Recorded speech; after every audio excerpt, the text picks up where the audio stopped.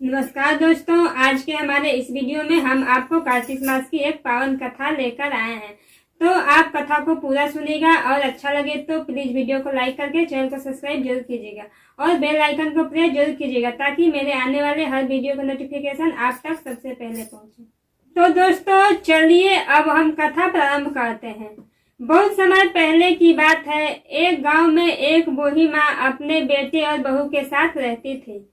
और एक बार जब कार्तिक का महीना आया तब बूढ़ी माँ कार्तिक स्नान करने के लिए गंगा जाने का विचार करने लगी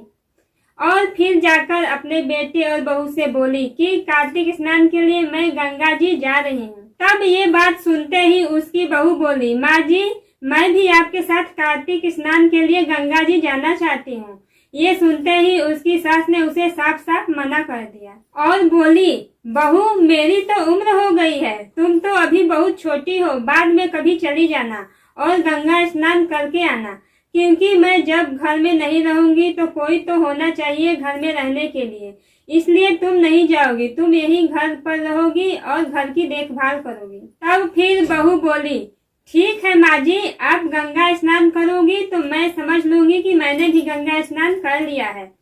तब उसकी सास कार्तिक के महीने में गंगा स्नान के लिए हरिद्वार चली गई और सास के जाने के बाद उसकी बहू बहुत दुखी हो गई और वो मन ही मन खुद को कोसने लगी कि मैंने ऐसा कौन सा बुरा कर्म किया है कि मैं कार्तिक स्नान के लिए गंगा जी नहीं जा पाई। ऐसा सोचकर वह बहुत ही दुखी हो रही थी और उधर सास मन ही मन बहुत ही खुश हो रही थी कि मैं गंगा स्नान के लिए आई हूँ और मेरी बहू नहीं आ पाई। और उधर उसकी बहू मन ही मन सोच रही थी कि कोई बात नहीं, गंगा जी ना सही मैं घर पर ही कार्तिक स्नान कर लूंगी। ऐसा सोचकर उसकी बहू एक कुम्हार के पास गई और उसने 3 कुंडे खरीदकर घर ले आई और उसे अपने घर की छत पर रख दिया और वह रोज रात को एक कुंड में पानी भरकर रख देती थी और अगले दिन सुबह सुबह ही उस पानी से स्नान कर लेती थी और कहती, सास नहाए उंडे बैठ और बहू नहाए कुंडे बैठ, हर हर गंगा मन चंगा तो कठौती में गंगा। और बहू के ऐसा कहते ही गंगा जी की धार उसके कुंड में आ जाती थी और उसकी बहू उस पानी में स्नान कर लेती थी। और उधर उसकी सास गंगा स्नान करते समय उसके मन में विचार आया कि अरे मैं तो अपनी अलमारी घर पे खुली छोड़कर आई हूँ और मेरी बहू मेरी अलमारी से मेरे सारे गहने और रुपए पैसे निकाल लेगी। ऐसा सोचते हुए उसकी सास गंगा स्नान करने लगी और जैसे ही उसने गंगा जी में डुबकी लगाई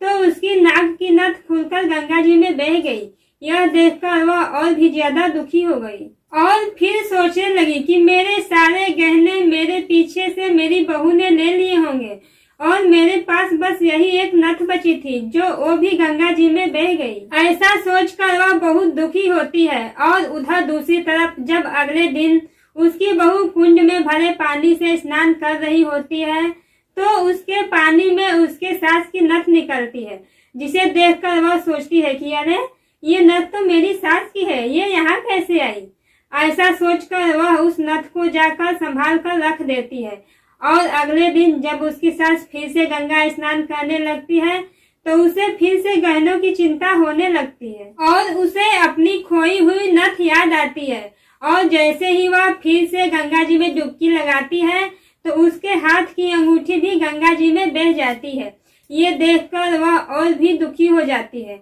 और फिर अगले दिन जब उसकी बहू कुंड से भरे पानी में स्नान करती है तो उस पानी में उसके सास की अंगूठी निकलती है और उसकी बहू उस अंगूठी को भी संभाल कर रख देती है। और ऐसे ही देखते देखते कार्तिक का पूरा महीना समाप्त हो जाता है और कार्तिक समाप्त होने के बाद उसकी सास अपने घर वापस लौटकर आ जाती है तो बहू ने अपनी सास को उसकी नथ और अंगूठी दे दी। यह देखकर उसकी सास पूछने लगती है कि बहू ये नथ और अंगूठी तुम्हारे पास कहाँ से आई। तब बहू ने अपनी सास को अपने कार्तिक स्नान की सारी बात बता दी और फिर बहू अपनी सास को अपने स्नान किए हुए कुंड दिखाने के लिए छत पर लेकर गई तो वहां पर जाकर उन्होंने देखा कि सभी मिट्टी के कुंडे सोने में बदल गए थे। यह देखकर वे दोनों चौंक गई और फिर बहू ने अपने सास से कहने लगी, माँ जी मैं तो मिट्टी के कुंडे लेकर आई थी, ये सोने में कैसे हो गए। तब सास अपने बहू से बोली कि बहू तुम पर तो कार्तिक महाराज की कृपा बरसी है। मैं तो गंगा स्नान करने गई थी, लेकिन सच्चे मन से स्नान नहीं किया और मुझे वहां भी अपने गहनों की चिंता हो रही थी, इसलिए मेरी नथ और अंगूठी गंगा जी में बह गई। और बहू, तुमने तो घर पर ही बैठकर सच्चे मन से गंगा स्नान किया, इसलिए तुम्हारे कुंडों में गंगा जी का पवित्र जल आ गया और कार्तिक महाराज ने तुम्हें तुम्हारे सच्चे मन से किए गए कार्तिक स्नान का फल दिया है। तो दोस्तों, हमारी ये कथा यहीं पे समाप्त होती है। हमारी ये कथा आपको कैसी लगी कमेंट करके जरूर बताइएगा। जय कार्तिक महाराज।